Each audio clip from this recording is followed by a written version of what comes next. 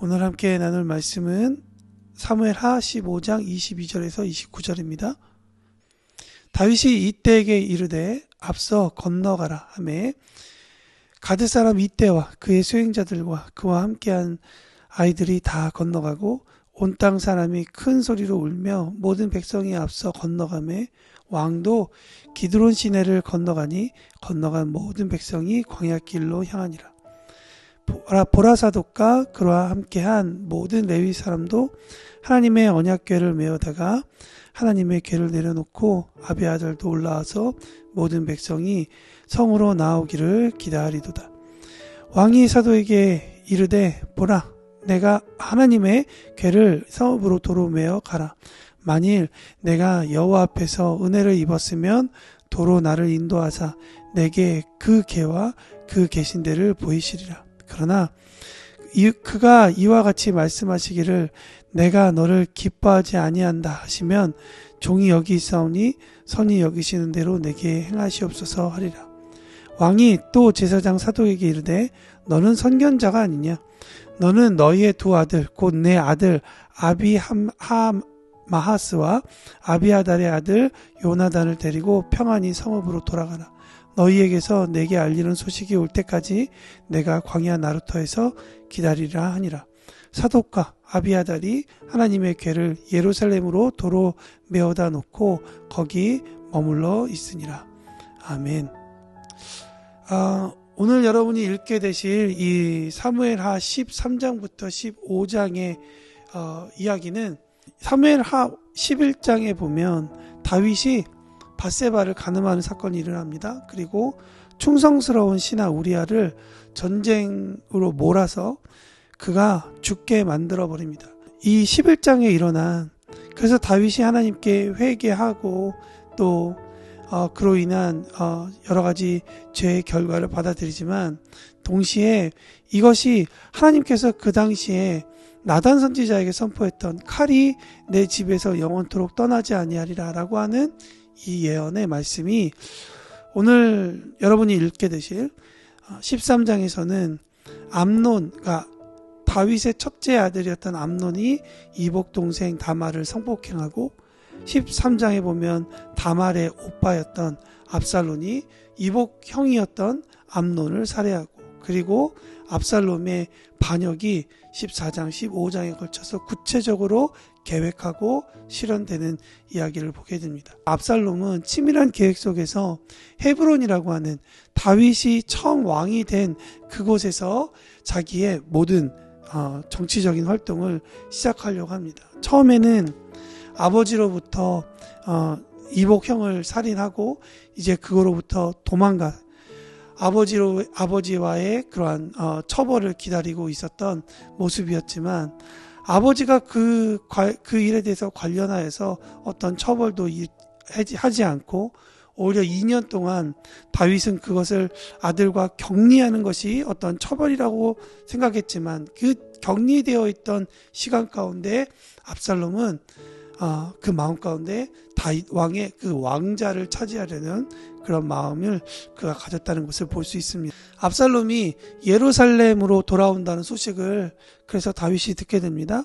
예루살렘 성을 그래서 다윗은 비우고 떠납니다. 그 이유는 하나였습니다. 그곳에서 맞서서 아들과 싸우게 되면 예루살렘 성이 전쟁터가 되어서 무고한 백성이 피가 흘려지기 때문입니다. 그것을 막으려고 다윗은 그 예루살렘 성을 떠납니다. 그리고 또 하나 한 행간에서 우리가 볼 수 있는 다윗의 마음이 있는데 이 모든 것이 하나님의 징계이고 하나님께서 하셨다라는 것을 그는 겸허하게 받아들이게 됩니다. 이런 상황 가운데에서 제사장 사독과 아비아달이 오늘 본문 말씀해 보니까 다윗이 예루살렘 성을 떠날 때 하나님의 언약궤를 메고 다윗에게로 나오는 모습을 보입니다. 그러니까 제사장에 있어서는 다윗이 왕이었고 다윗의 왕권을 인정하고 그와 함께 가려는 그런 모습을 보이고 있는 것이죠.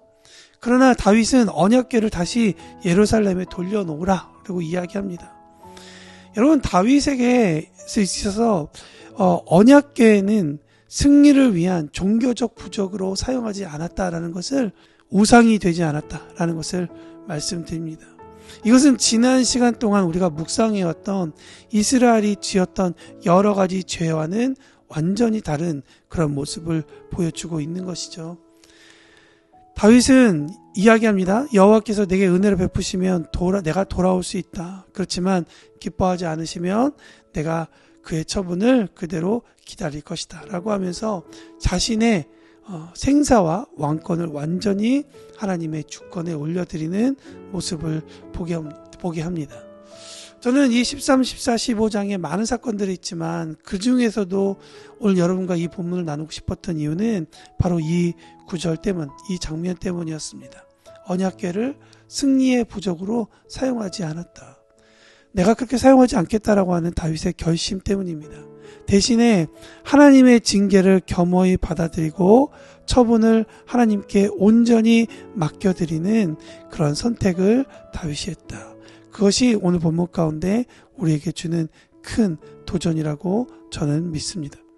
자신의 허물을 덮기 위한 방법으로 언약궤를 사용하는 것이 아니라 오히려 모든 것을 내려놓고 하나님의 처분을 기다리는 다윗의 모습. 이것은 아까도 말씀드렸던 지금까지 행하였던 이스라엘의 그 죄악과는 전혀 다른, 또 직전의 사울 왕과는 전혀 다른 모습을 보여주고 있다라고 생각합니다. 13, 14, 15장의 사건을 보면 참 안타까운 사건이죠. 그러나 오늘 본문을 통해 우리는 한 가지를 생각해 볼 수 있습니다. 때로는 우리가 하나님께 죄 용서함을 받은 것으로 죄의 형벌에 대해서는 우리가 피하거나 혹은 죄의 형벌로 인해서 내가 겪는 일에 대해서는 참 부당하다는 생각을 하기도 합니다.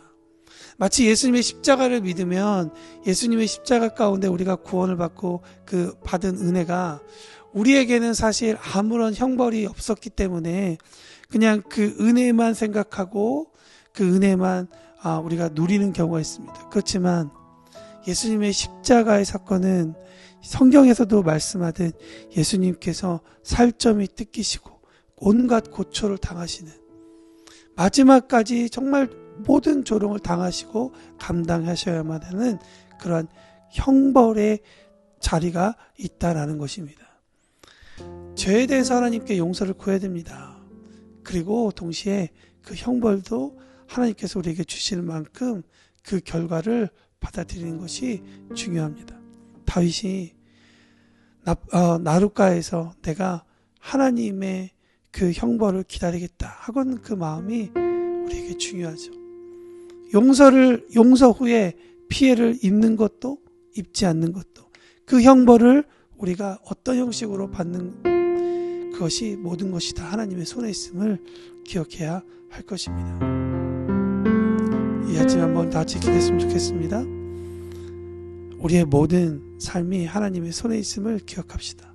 그리고 나의 죄 때문에 일어난 일이 있다면 그 죄에 대해서 하나님 앞에 회개를 하는 것 너무나도 당연하지만 그 값을 우리가 정말 하나님 앞에 올려드렸으면 좋겠습니다. 당연히 하나님께서 우리에게 선하게 하시겠죠. 그렇지만 우리에게 어떤 형벌을 주신다 할지라도 그 형벌에 대해서 하나님의 일하심을 완전히 기대하고 의지하고 그렇게 나아갔으면 좋겠습니다. 다 같이 주시는 감동에 따라서 기도하시죠. 기도하겠습니다.